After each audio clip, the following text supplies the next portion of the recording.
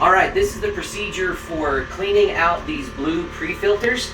You need to do this generally once a week on the weekends or every time you get a really big rain, because that's going to push a lot of sediment down through the system.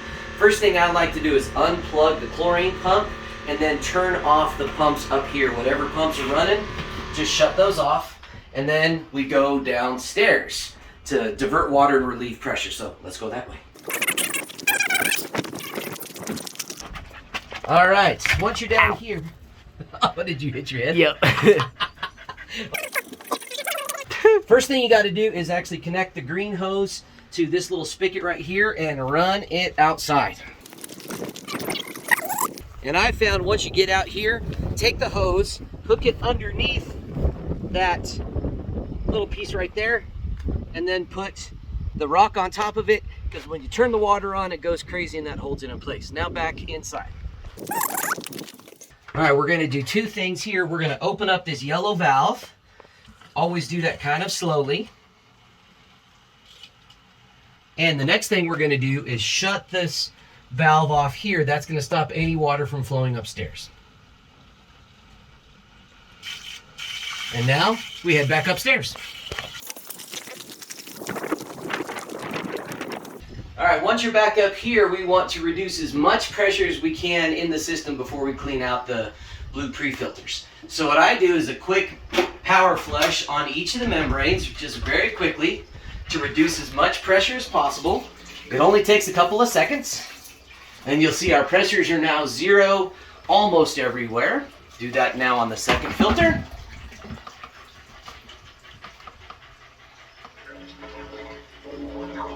That's all it takes. And then after I've reduced the pressures, I shut both of these red valves off here and here. After shutting those valves off, we close next these yellow valves. And then we begin to drain out these blue pre-filters. Now come over here. You'll see I've already connected my 1/4-inch yellow hose to the John Guest valve right here. Connect that one end here in the sink, open the John Guest valve, you'll see water begins to flow, but then you need to shut this yellow valve off up here. That's isolated the filter, but now to let water flow, there's a little red button on top of this blue filter. Hold that down, and that allows air to come into the filter and water to flow back out the hose, and you have to hold this for about 30 seconds. All right, so your 30 seconds are up. Go ahead and close the John Guest valve down here and disconnect your yellow 1/4-inch hose. And the way you do that is you take one fingernail and press up on the very bottom of that white plastic and then pull the yellow piece out. And I like to just put this back in the sink for the time being. Now we get this special wrench tool thing, and we're going to loosen this. Now, I usually put these on fairly snug. It's kind of a two-handed operation. Just open that up, and then maybe another 1/4 turn, and then after that, it's all hand tight. Now, to take this off safely, so you don't have a huge water mess, keep your left hand underneath here to support it at all times while you unscrew it, because it's going to be kind of heavy and mostly full of water still. Oh, see, we're still mostly full of water. Bring it over here to the sink and just dump it out.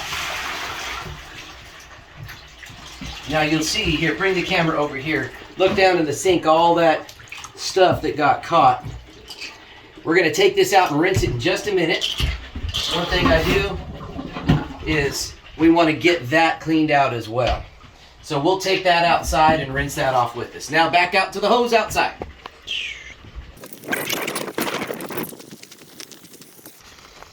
All right, first thing I like to do is clean out all of that sludge.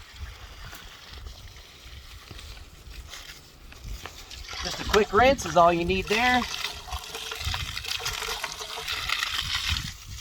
And much better. When you set this down on the ground, set it down sideways. You don't want to set it down on top of that valve. We don't want to break that. So just be mindful of that when you set it on the ground.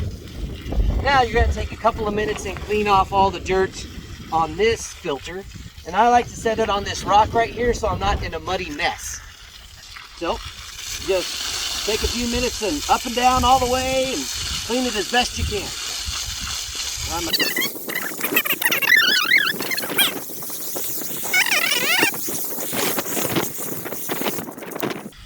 All right, that's all we got to do there. Grab our filter housing back upstairs.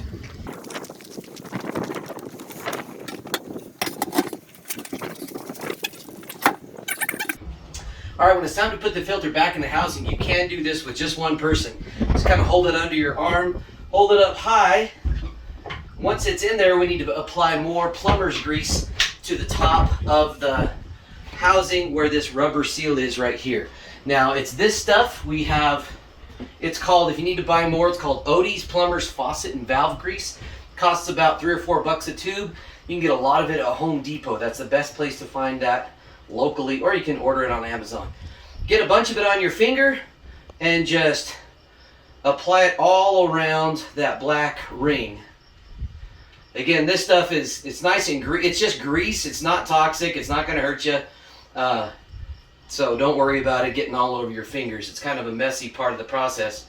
But you have to do this every time you take these housings off and hook them back into the system.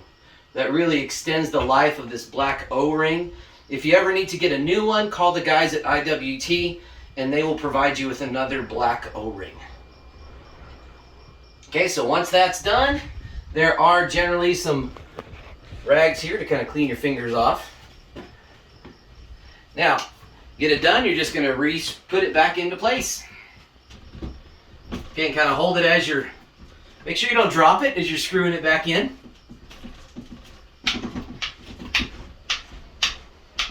And then once you get it about hand tight, take your tool, take this wrench again, put it on there and give it about not even a quarter turn, more like an eighth of a turn. It doesn't have to be super snug. The harder you do it, the harder it is to get the next one back on. All right, now we're going to repeat the process with the pre-filter number 1. And you can go ahead and stop. All right, this is the filter for pre-filter number 1, the second one we've done for today. Just wanted to show you this one is really dirty. Oftentimes pre-filter number 1 is dirtier than pre-filter number 2. I just think because it's the last one on the system and catches everything. So just make sure you clean both of them out very thoroughly.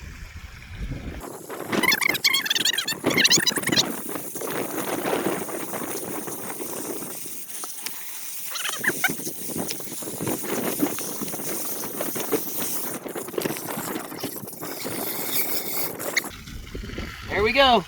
Woohoo! Nice and clean. All right, we'll put this back in and go back inside, then we'll clean out the filter downstairs. Okay, we've cleaned and replaced both of the blue pre-filters, but you'll notice that the pressure on the influent pressure valve has increased to about 22 psi with, in theory, nothing coming into the system because that valve downstairs is closed. But it doesn't completely close. So to simplify, the next thing we need to do, which is clean out the downstairs, the basement filter, we need to relieve that pressure before we try to get open valves downstairs. And that makes opening valves and taking off the next housing much easier. So to relieve this new pressure, it's very simple. We're going to open the system back up momentarily. So I start with the yellow ones on the pre-filters, and then we open up the white ones. Those are red. I'm sorry, the red ones, correct? And you'll see that drops the pressure very quickly down to 0. Once that gets close to 0, I then close the red ones up and we depressurize now this top part of the pipe. That's going to make our next downstairs step much easier. So let's head back that way. All right, we're back downstairs. We've depressurized the top part of the system. This is nice and closed. Now we need to remove this housing right here. And what we do is we use our big pipe wrench. Now, come on in a little closer so you can get a good view on this. We kind of just go around the side, and to open it, we just gently, and sometimes I get a second hand and just kind of brace down here, just push it down, and it will, again, it's not closed super tight because there's an O-ring with lots of grease in there to make it workable. Just kind of keep working it around. You have to use the pipe a few times before it's loose enough to use your hands. There we go.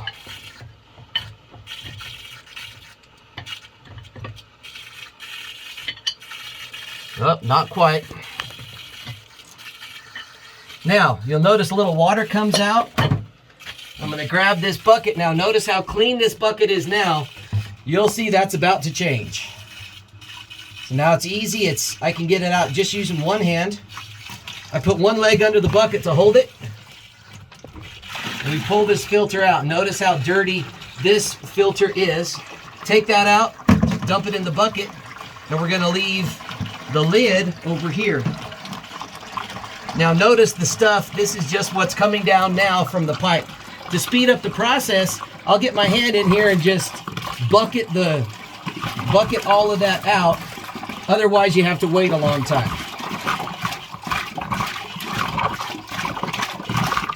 Oh, still draining. Okay, now it's not coming out anymore, but there's still a little bit dripping in, and the valve underneath doesn't always close. So you kind of have to be a little quick because this is going to fill back up. Now, notice all of that gunk in there. That's what that filter was catching. Now we're going to get even more by slightly opening up the red valve underneath the bucket, and we're going to catch that water. Look at all that gunk come out right away. And now that just caught that last little bit of gunk that would have been between the valve and the strainer. We're going to hand bucket it out. And now we're going to take all of that gorgeousness outside and dump it out.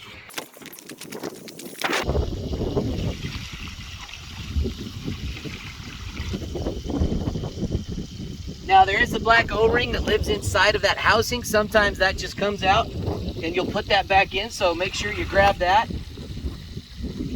We're going to set this guy aside, and we're going to use our hose and clean off the inside of that strainer.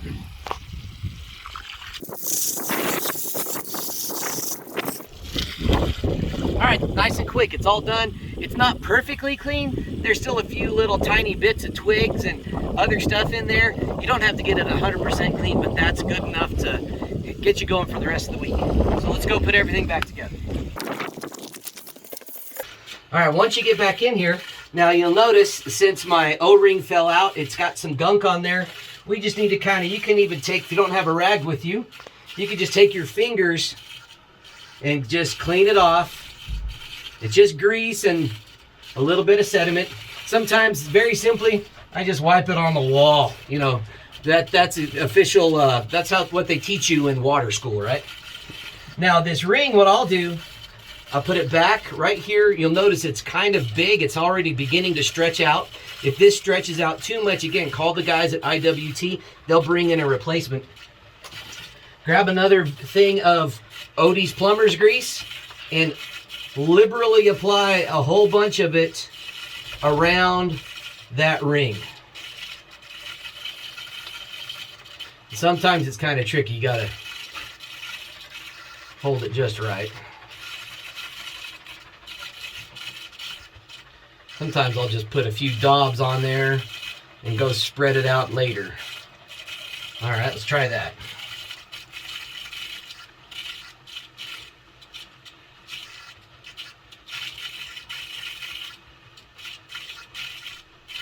And you can't put too much of this stuff on there. Be real generous with it. All right, once you got that where you want it, go ahead and grab your strainer. Put your strainer right in. Reapply this guy. And you're going to screw it in as far as you can, hand tight. And then you're going to use that pipe wrench again to tighten it again. We don't want to over tighten it. You always got to be careful with plastic parts. If you over tighten it, they can crack. So it's kind of you do it until it just feels snug. Again, we're going to go the opposite way and take your time. And when it feels done, then it's done. Do not overdo it. this part that I'll probably speed up. There we go. Didn't take nearly as many to tighten it down. It's starting to slow down. And that's about as tight as I comfortably want to do it. Notice I'm not putting too much pressure on it, but it wants to stop, so I'm going to let it stop. Now we're pretty much done, but I don't like to open up this water until we've opened up the entire system up there, because we don't want to build up a lot of back pressure on the upstairs membranes. So let's go upstairs, open everything back up, then we'll come down here, open this valve, and shut off the hose. All right, back upstairs. Okay, this is really simple. All we're going to do at this point, we're going to make sure all of our valves are open. We're going to start with our red ones up top. There shouldn't be much pressure here. Our yellow membrane valves are open, and we're going to go down here and open up these as well. Now, water can flow back from the tanks into the system. These are little check valves, but I really don't think they work all that great, because you'll find really quickly, if you do what we just did and have these open, water pours out downstairs coming from up here, and it only does that by coming up backwards through the system. So now we've released it, our pumps are still off. Let's go back downstairs and open up things back to normal. All right, we're back downstairs, so I want you to notice that water is not flowing through the system yet. That is 100% still. The first thing we do is we slowly open up the red valve. The reason we don't want to do that, it's never good to shove a lot of pressure back into the system instantly. You want to do it slowly. So I barely crack it, and as you do, you will hear water begin to flow upstairs. And so we'll leave that just kind of halfway for a minute, and we'll wait until we see water moving on our water meter before we open it full tilt. We'll pause.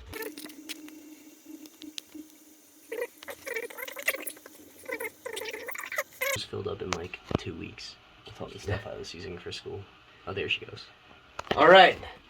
Now, we sped up the video, but that took about 30 seconds in real time, so it doesn't take very long.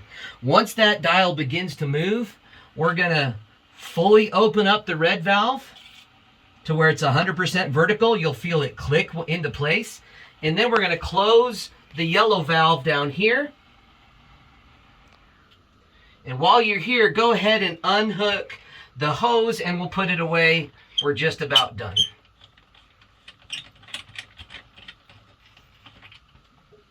All right, you can stop recording. One. All right, we're back upstairs for the final time. We just need to double check everything and make sure that our pumps are on and where we want them. All right, so our pressures coming in are a little bit higher than before. That's normal because we just had the system shut off. So all of that water that was backed up, even though it was flowing out of the hose, it doesn't flow fast enough to really maintain equilibrium and get back to where it normally was. So we're in good shape. All of our valves are open. Now we need to turn our pumps back on. I always like to turn on different pumps than I had before. So before we had pumps 2 and 4 running, we're going to give number 2 a rest because he's been running for several weeks. So we're going to turn on pump 3 and pump number 4. We're going to plug the chlorine pump back in. And once that is plugged in and running, you are done. The system's back up and where it should be, and that's your weekly maintenance.